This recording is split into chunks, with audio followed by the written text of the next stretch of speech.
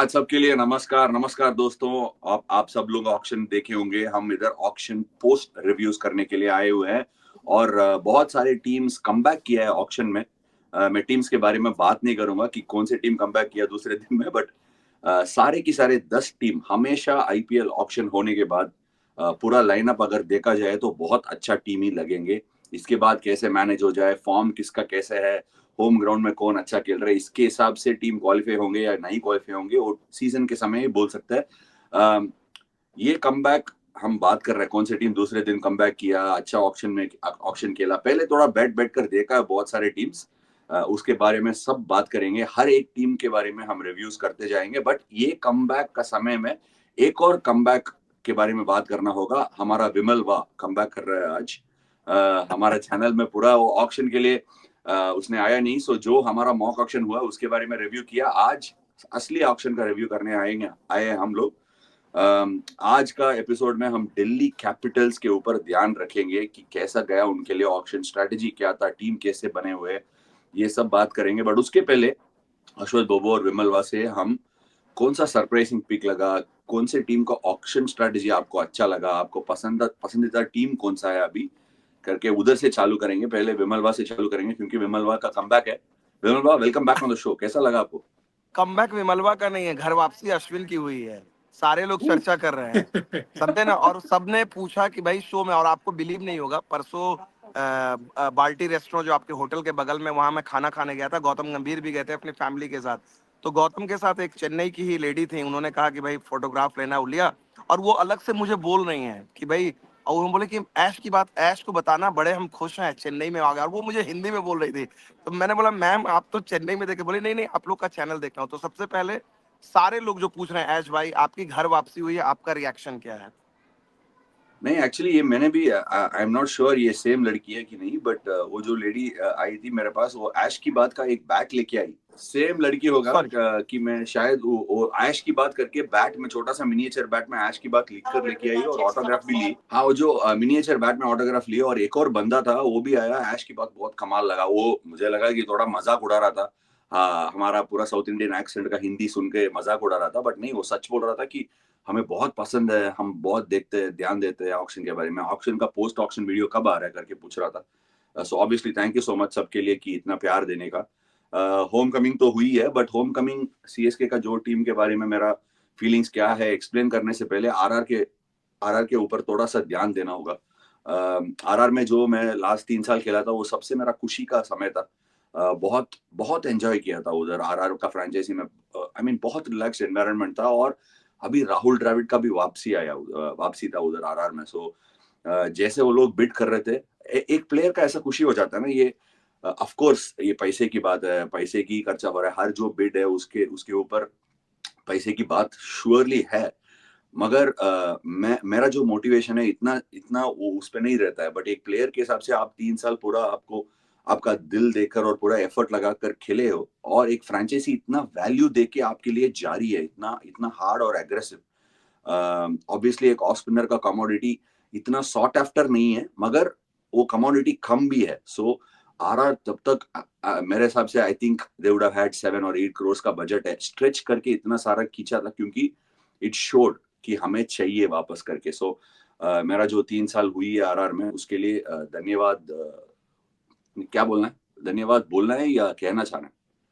नहीं यू नहीं, are mute. बिल्कुल। आप आपका तो अच्छा है, आप आभार प्रकट कर रहे हैं, ग्रेटिट्यूड की भाई 3 साल जितने दिन रहे ग्रेटिट्यूड हैं।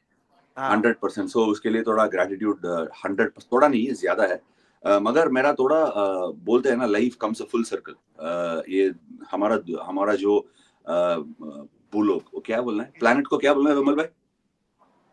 प्लैनेट को पृथ्वी या धरती। ये हाँ, धरती? सही सही सही, पृथ्वी। हमारा जो पृथ्वी है वो एक गोल है, वो सर्कल है। सो हाँ। लाइफ भी सेम सर्कल आ जाता है। सो 2010 और 11 का ऑक्शन में आरसीबी के साथ लड़ रहा था सीएसके ऑक्शन में, और सेम जैसे अभी बॉडी लैंग्वेज था, सेम स्टाफ था, काशी सर भी था शायद, फ्लेमिंग भी था, सब लोग बिडिंग कर रहे थे और इतना एग्रेसिवली। और वो जो बिडिंग कर रहा था मुझे लगा कि हमें चाहिए, इसमें कोई शक नहीं है करके बिड किया। ऑब्वियसली एक और बिड डाले होते तो वो सोचे होंगे क्योंकि उनका भी बजट रहेगा, इतना इतने के ऊपर नहीं जाना है।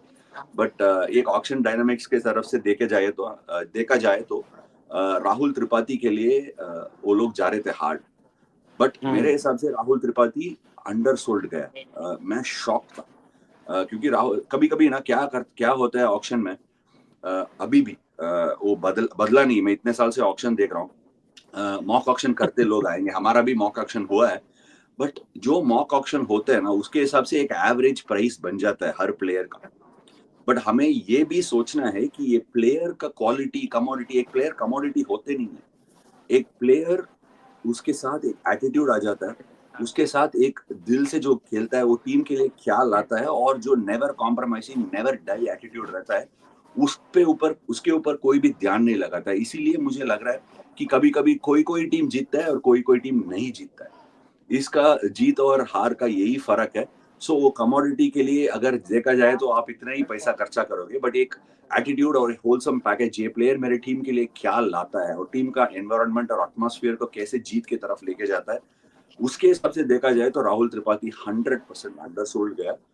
और तभी वो अंडरसोल्ड गया, उसका जो भी एक्स्ट्रा पैसे रखे होंगे मेरे ऊपर डाला होगा, मेरा यही मानना था। बट एब्सोल्युटली शफ्ट और so happy to be back where it all started. सबको वही होगा कि एक खुशी का जगह है। मैं वो सीएसके का वो जो समय था, मेरा शुरू शुरू में, वो समय में बहुत सीखने को मिला था, और उधर से मेरा करियर टेक ऑफ हुआ है। वो उधर जाने का एक बहुत खुशी की बात है। और thank you so much everyone for all the love. और विमल भाई, आपके लिए भी ये कमबैक है, जैसे मेरा होम कमिंग है, आपके लिए भी कमबैक है, होम कमिंग है आपका आज की बात में।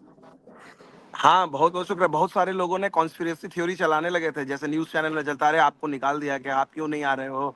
बोलो ऐश को।" मैंने बोला भैया मैं यहाँ टेस्ट सीरीज़ कवर कर रहा था, मैं जा नहीं पा रहा था, मैं ऑस्ट्रेलिया की तैयारी में था। लेकिन सब लोगों को मज़ा आ रहा है। लेकिन एक चीज़ जो ऐश भाई इसी इसी से जुड़ा, आपने कहा कि होम कमिंग हुई है, घर वापसी। उस समय सीखने का था, लेकिन कहीं लगता है सीएसके आपको इससे भी लेके सिखाने का, एक नई जनरेशन वो लोग तैयार करे, जैसे धोनी अब जा रहे हैं, आप भी अपने करियर के उस स्टेज में हैं, तो कहीं ना कहीं अब सारे टीचर को भी वो इकट्ठा कर रहे हैं कि हमारी अगली सीएसके की जनरेशन बन जाए। ये क्या यार, आप सबको ये समझना है पहले कि ये आईपीएल में जब टीम लेते हो और एक्सपीरियंस टीम लेते हो, स्पेशली सीएसके के पास वो जो टीम बन जाता है हर साल, बहुत सारे एक्सपीरियंस लोग रहेंगे ही उसमें। बट ऐसा थोड़ी करेंगे कि ये सबको पता है ये 3 साल का साइकिल है। कभी कभी आप देख लो, मैं टीम का नाम नहीं लूंगा, बट कभी कभी टीम नया नया प्लेयर को स्काउट करके लाएंगे, मगर अगला ऑक्शन में छोड़ देंगे क्योंकि उनको रिटेन नहीं कर पाएंगे। ये आईपीएल का खेल है, उसमें स्काउट करने का एक वैल्यू है, जरूर है, बट वो सिर्फ 3 साल का है, 10 साल का नहीं है। जैसे इंग्लिश प्रीमियर लीग में होता है, एनबीए में होता है, उधर हाँ जो स्काउट करके प्लेयर को लाता है, इधर वो प्लेयर लाने में इतना वैल्यू नहीं है। बट जैसे आप लोग बोल रहे हैं कि टीचर का भी पूरा इधर तैयारी हो जा रहा है, हो सकता है कि एक्सपीरियंस के लिए आप एक वैल्यू लगा नहीं सकते। जो भी हो, एक्सपीरियंस के लिए एक वैल्यू रहता ही है।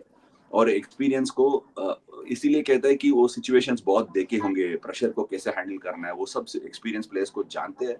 सो इसके ऊपर सीएसके बहुत ध्यान लगाए, और उनका वो बिलीफ है, उनका जो टीम का डीएनए है और स्कीमा है, उनके ऊपर उनका बहुत भरोसा है, और इतने साल से करके भी दिखाया। सो ऑब्वियसली मुंबई भी एक और टीम है जो ये एक्सपीरियंस के ऊपर ध्यान लगा के पूरा रिटेन भी किया। चलो आज ऐसे बात करते जाएंगे तो हम बोबो से चालू करेंगे। बोबो, ऑक्शन कैसा लगा आपका? क्या इनिशियल रिएक्शंस था? सरप्राइजिंग पिक कौन सा था? महंगा कौन सा था? बहुत अच्छा था। थोड़ा बहुत तो सरप्राइजेस देखा था हमने, हम बात किए थे पंत किधर जाएंगे, बहुत ज्यादा पर्स है पंजाब के पास, लेकिन out of the blue literally Lucknow super giants ने आया था, और जैसे ये वो कमाल आरटीएम की को बात, इस्तेमाल किया था। सॉरी इंटरप्ट कर रहा हूँ, ये कमाल की बात है। मैं कितने बार बोला आप लोग को एलएसजी जाएंगे, ऑक्शन में भी आपने बताया, बोला मॉक ऑक्शन में, इधर शो में भी बताया, मुझे पता ही था वो एलएसजी ही जाने वाला था, वो किंग्स में नहीं जाएगा। और मुझे वो भी पता था कि पॉन्टिंग और श्रेयस का वो पार्टनरशिप के लिए पंजाब ही जाएगा। चलो अभी आपको और इंटरप्ट मैं भी किया। बताया ना केएल राहुल दिल्ली जाने के लिए हाई चांस है, वो हाँ, भी गया वो था। हमारा और ऑक्शन में गया था उधर। हाँ, और सो ऋषभ पंत का जैसे वो आरटीएम इस्तेमाल किया था 20.75 से डायरेक्ट 27, बहुत अच्छा था देखने के लिए। और जैसे नूर अहमद का भी आरटीएम 5 से वो 10 गया था। आरटीएम का इस्तेमाल हमने बात किया था, ये ऑक्शन में वो नया चीज होगा, टीम्स कैसे अडाप्ट करेगा। आई थिंक टीम्स बहुत अच्छा प्रिपेयर्ड था, और आरटीएम को अच्छा इस्तेमाल किया। एक टीम जो आरटीएम को इस्तेमाल अच्छा नहीं किया था मेरे हिसाब से आरसीबी, जैसे विल जैक्स 5.25 में गया था मुंबई को, और वो मेरे हिसाब से वो moment of the IPL auction था कि आकाश अंबानी ने जाके हाथ मिला के आया था विल जैक्स को 5.25 में देने के लिए, थैंक यू। और नहीं नहीं नहीं, एक्चुअली लोग गलत समझ रहे हैं कि वो उठा के वो डील के वो जो बिकने के बाद नहीं गया, शायद थोड़ा सा ब्रेक मिला था तभी गया आसपास में मिलने के लिए, मुझे ऐसे ही वो फील वो हुआ। और वो लोग टाइमिंग ऐसा टाइमिंग बहुत सिंक में था। ने ऐसा जोड़ कर किया सब, क्योंकि पहला संजीव गोयनका जो एलएसजी का ओनर है वो गया आकाश के पास, उधर मिला मिला थोड़ा, क्योंकि शमार जोसफ का भी ऐसे ही कुछ आरटीएम हुआ है, उसके बाद ये जाके पूरा आरसीबी के साथ मिला है। बट ये कॉन्सेप्ट बहुत सिंपल था, फिल सॉल्ट के लिए इतना हार्ड गया आरसीबी कि विल जैक्स का लेने का कोई है नहीं, जगह नहीं बन रहा था उसके लिए। और एक फैक्टर था कि वो टॉप 7 में पूरा राइट हैंडर था, सो लेफ्ट हैंडर एक फॉरेनर बैटर जेकब बेथल के लिए गया था। और वो तो, लेकिन क्या रशीद खान को इतना मारा था विल जैक्स ने पिछले सीजन, इतना अभी इंग्लैंड को भी ओपनिंग कर रहा है, नंबर 3 के लिए एक अच्छा स्लॉट है, वो एक थोड़ा मिस है, लेकिन पॉजिटिव नेगेटिव सब टीम के लिए है, इस ऑप्शन में हम बात करेंगे। नहीं, एक्चुअली पॉजिटिव नेगेटिव्स बात करना ही गलत है, क्योंकि क्या होता है ना, ऑक्शन में जो हम चाहेंगे वो नहीं मिलेगा, एटलीस्ट 50% मिलेगा, वो बहुत बड़ी ऑक्शन बन जाता है। वो यार इधर सप्लाई बहुत अच्छा है, बहुत सारे टैलेंटेड प्लेयर्स है, जो भी बोल दे, जो भी बोल दो, पहला 10 टीम आप पूरा ऑक्शन खत्म होने के बाद देख लो, उनका पहला 11 और पहला 12 स्ट्रांग ही बन जाता है। चलो दिल्ली के ऊपर थोड़ा हाँ। ध्यान लगाएंगे। दिल्ली का ऑक्शन स्ट्रेटेजी के बारे में आपने बात किया, वहां से पहला चालू करेंगे विमल भाई। वो आपने देखा क्या, दिल्ली ने आरटीएम इस्तेमाल किया 20 करोड़ या 21 करोड़ पर ऋषभ पंत के ऊपर, इस्तेमाल करने के बाद सीधा 27 लेके गया इधर एलएसजी का ओनर ने। आपको उसके बारे में क्या लगा, क्योंकि दिल्ली कैपिटल्स और ऋषभ पंत का रिटेंशन का स्कीमा हुआ था, वो उधर नहीं बैठ रहा था, ये बोल के बाहर चला गया। अगर ये आरटीएम कर लिया, ये इतना ऊपर क्यों गया, और अगर नहीं गया होता तो डीसी क्या आरटीएम इस्तेमाल कर देते क्या? आई थिंक ये जो सबसे, अगर आप बोले जाए तो ये सबसे बड़ी कहानी रही है आईपीएल के हाथ में था, रिलेशन थी, और जब जिस तरह से गए उन्होंने बोला, लेकिन जो कहा जा रहा है कि जो एक, मैं फिर से कहूंगा दबी जुबान में ये बात हो रही है कि ऋषभ शायद फेवरेट अपने कोचेस वगैरह चाहते थे, एक दो खिलाड़ी वो युवराज को चाहते थे, ऐसी बात कही जा रही है, ऑफिशियली किसी ने नहीं कहा है, वो सब बातें नहीं आ रही। डीसी को ये प्रॉब्लम नहीं थी कि पैसे कितने खर्च करने, लेकिन टर्म्स एंड कंडीशन प्लस एक जो among all the IPL team में थोड़ा सा डीसी में मालिक चेंज होते हैं 3-3 साल का, वो जो चीज है उससे भी देखिए वो थोड़ा सा तो फर्क पड़ता है, आप चाहे भी कितना नॉर्मल टीम में भी, और एकदम दोनों का माइंडसेट अलग है, मुझे लगता है वो रहा है। लेकिन इस सब के बावजूद आपने इतने पैसे खर्चे किए, डीसी ही इकलौती टीम है जो क्लियर नहीं है उसका कप्तान कौन होगा। केएल राहुल होगा, बात चल रही है अक्षर हाँ उस पटेल पे, होगा। हाँ चलो उस पे थोड़ा चर्चा करेंगे अभी। जो डीसी का पहला 12 है, मैं पढ़ लेता हूँ कि स्ट्रॉन्ग हाँ, 12 क्या हो सकता है। KL Rahul Jake Fraser megger के साथ ओपन करा के, अभिषेक पोरेल, फ्रेजर मैगर मैंने क्रिस्टन बोला था, स्टफ। देखिए बार बार बोला था, रिपीट क्या? मैंने बोला था फ्रेजर मैगर के बारे में, वो जाएगी ही, दिल्ली लेगी ही लेगी, बार बार बार मैंने अरे आपको उनके बोला पास हम भी बोला आरटीएम था है विमल यार। भाई। था। आपने बोला था, आपको सही टिक मारता हूँ, अभी अभी टिक दिया जाता है। चलो हाँ। वो क्या, जेक फ्रेजर मैगर के साथ केएल राहुल का ओपनिंग हो सकता है, उधर भी एक ऑप्शन है। फिर मैंने बोला अभिषेक पोरेल और ट्रिस्टन स्टब्स है। 5 पर अक्षर पटेल है। 6 पर किसी को लिया है यार, मैं देखा नहीं है। आशुतोष शर्मा। आशुतोष शर्मा, हाँ 6 पर आशुतोष शर्मा को लिया है। फिर समीर रिजवी का ऑप्शन है, हैरी ब्रूक को भी खेल सकता है। और उसके बाद उनका जो बॉलिंग रहा, वो क्या सबसे खतरनाक बॉलिंग लिया है, वो पूरा 5 बॉलर का ही सेट है, मगर वो सबसे अच्छा अटैक लगा मेरे लिए, मेरे तरफ से, क्योंकि ये जो बॉलिंग अटैक है, कुलदीप यादव, अक्षर पटेल, नटराजन, मिचेल स्टार्क और मुकेश कुमार का, सारे बेसेस कवर्ड है। शायद वो हैरी ब्रूक तो डाल नहीं पाएगा, बट टॉप 7 में इतना बॉलिंग ऑप्शन है नहीं, क्योंकि ये इनके पास जाना होगा कि पूरा प्रॉपर 6 बैटर्स और 5 प्रॉपर बॉलर्स। अक्षर पटेल जो नंबर 7 में या नंबर 6 पे खेलेगा, वो थोड़ा स्टेबिलिटी देगा और एक इम्पैक्ट प्लेयर का आ जाएगा। बट इसमें सवाल इधर ही उठना चाहिए कि कैप्टन के बारे में आपने बात किया, सीधा 2 ऑप्शन है या 3 ऑप्शन है। अक्षर पटेल का जो रिटेंशन है उसका एक ऑप्शन आ जाएगा बिल्कुल, क्योंकि वो सीनियर प्लेयर भी है, पहला साल नहीं है उसका, वो उसके बारे में थोड़ा 100% चर्चा होगा। और एक और ऑप्शन है फाफ डुप्लेसी का, सीनियर प्लेयर है, वो बाहर से ये लाया। क्या है, याद रखना होगा कि फाफ डुप्लेसी इधर आरसीबी से, सॉरी तब अच्छा ऑप्शन में कप्तान है। आरसीबी लिया, सीधा उसको कैप्टन बनाया। सो एक हो सकता है, या फिर जेक फ्रेजर मैगर के लिए बैकअप भी रह सकता है, और केएल राहुल फाइनल ऑप्शन है। आप कौन सी तरफ जाएगा, आपका क्या ऑप्शन रहेगा? मेरे को बोल रहे हैं आप? हाँ, आप ही हो, अश्वत तो अश्वत है। नहीं, मुझे मुझे लगता है ये देखिए, अगर जैसे आपने बोला ना, टीम तो परफेक्ट लग रही है, इनकी बैटिंग बॉलिंग दोनों हिसाब से। और मुझे लगता है कि आप जैसे मैं एनालाइज कर रहा था, लग रहा था कि नहीं, जो आपने परफेक्टली सम अप कर दिया है। कप्तानी मुझे लगता है अभी भी थोड़ा सा कंफ्यूज रहूंगा मैं, क्योंकि सब में वो थोड़ा सा अननोन है। राहुल का हमें पता है, राहुल की कप्तानी को लेकर बातें होती रही हैं। और आप अगर फैफ डुप्लेसी को ला रहे हो, डुप्लेसी की एज जो है थोड़ा सा एक फैक्टर है, प्लस उनको कप्तान बना रहे हो, तो हर मैच में आप खिलाओगे, कॉम्प्रोमाइज करोगे। अक्षर पटेल जो है, चूंकि उन्होंने कप्तानी नहीं की, वो अनुभव नहीं है, प्लस हमने देखा है कि आईपीएल में थोड़ा सा ये भी ग्लैमर खिलाड़ी का, भाई वो ब्रांड कितने अट्रैक्ट होंगे, कप्तानी सिर्फ क्रिकेटिंग एक्यूमेन से नहीं चलता है। तो वहां पर अक्षर थोड़ा सीधा साधा है। इज वेरी, मतलब आईपीएल की जो हाई प्रोफाइल और जो एकदम ग्लिज एंड ग्लैमर वाला। लेकिन आइडियली मुझे लगता है इवेंचुअली केएल राहुल ही जाएंगे, जो थोड़ा सा इस टीम को बैलेंस करते हो, एक्सपीरियंस भी इवेंचुअली मुझे लगता है, मेरी माय गट फीलिंग। ये बहुत बार हमने ये इसके बारे में बात की है, हमारा जो दूसरे चैनल पर भी एक क्रिकेटिंग एक्यूमेन की तरफ ज्यादा जाते नहीं है आईपीएल का हाँ, समय। वो जो टीम जाता है उनके पास क्रिकेटिंग एक्यूमेन के साथ थोड़ा कैप्टन मिला है, तो वो लोग अच्छा सक्सेस दिखाया, करके दिखाया। अश्वत, आपके पास आए हैं, आपको क्या लगा? जो टीम मैंने पढ़ा उससे कुछ चेंज है, आपका क्या है? आई थिंक अब इसमें प्रोबेबल 11-12 से फैफ डू प्लेसी को अंदर लेके आना है, तो हैरी ब्रूक को बाहर करना पड़ेगा वो फॉरेन स्लॉट में, और ये पूरा डायनेमिक्स चेंज हो जाएगा, क्योंकि फैफ डू प्लेसी आप 11 में लेके आते हो, बेस्ट ऑप्शन है तो ओपनिंग करने के लिए।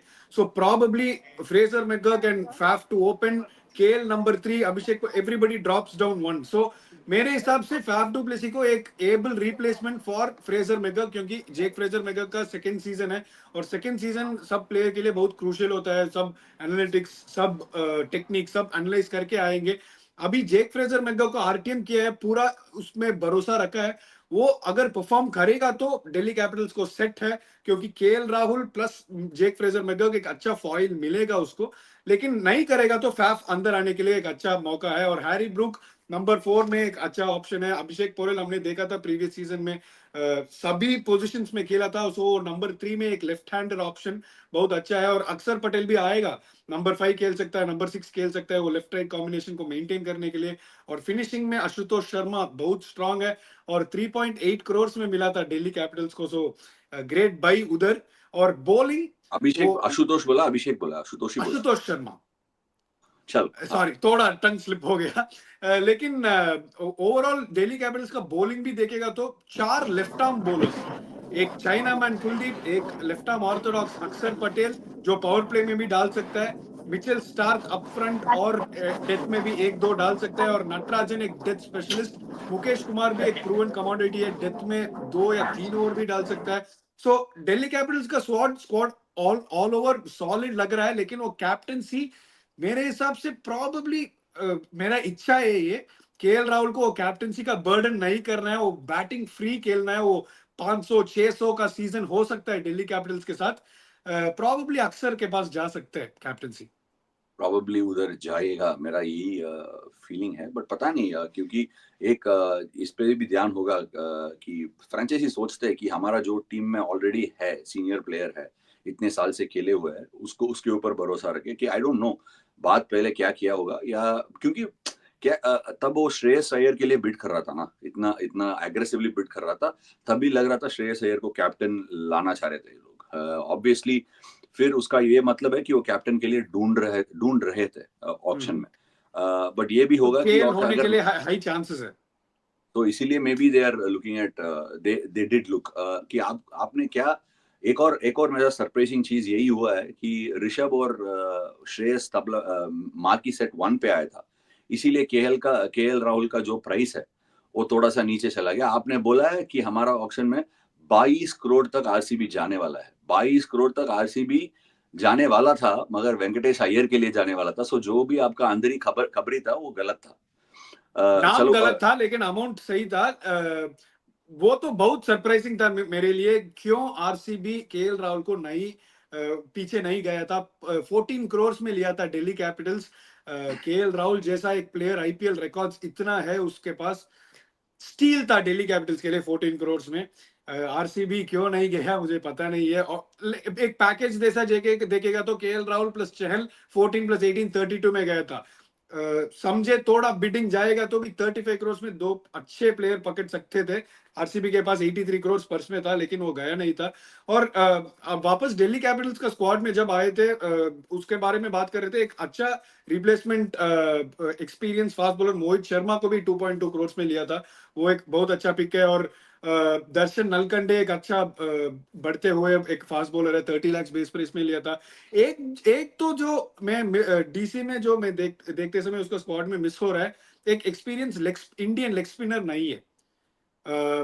एक यस, अक्षर पटेल है left arm spinner. Experienced Indian leg spinner नहीं है, मतलब ये तो गलत बात है, क्योंकि इंडियन एक्सपीरियंस लेग स्पिनर बहुत ज्यादा नहीं है। आप मैं बोल रहा हूँ कि नहीं, जैसे करण एक अच्छा शर्मा सा जैसा बॉलर।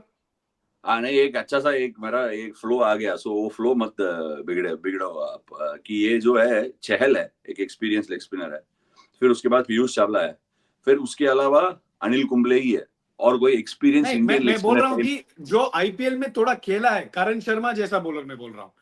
हाँ, करण प्रॉबेबली शर्मा। स्क्वाड में एक लेग स्पिनर जरूर चाहिए जो आईपीएल में खेला है। वो जो हम देखते हैं दिल्ली कैपिटल्स में एक मिसिंग लिंक है।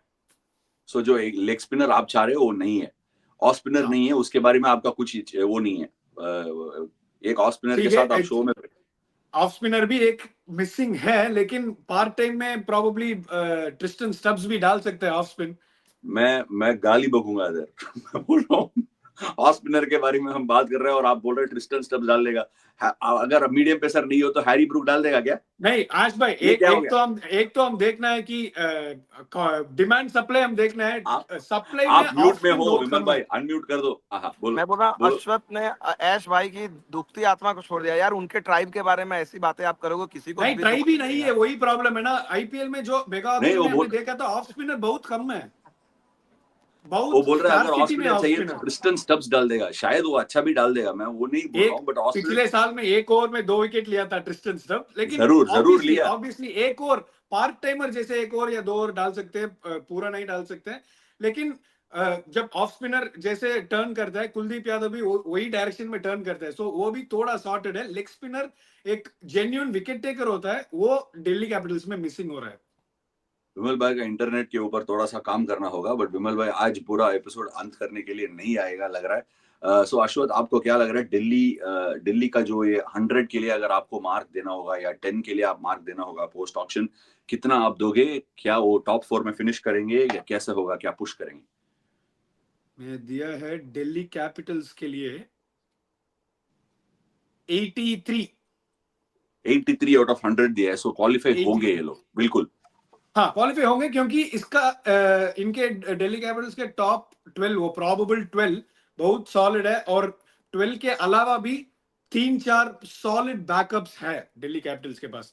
ये टीम रख के दिल्ली कैपिटल्स क्वालिफाई नहीं हो गया तो मैं बहुत सरप्राइज होगा, और कुछ तो बड़ा गड़बड़ होने वाले, क्योंकि रिटेंशन स्ट्रांग थे।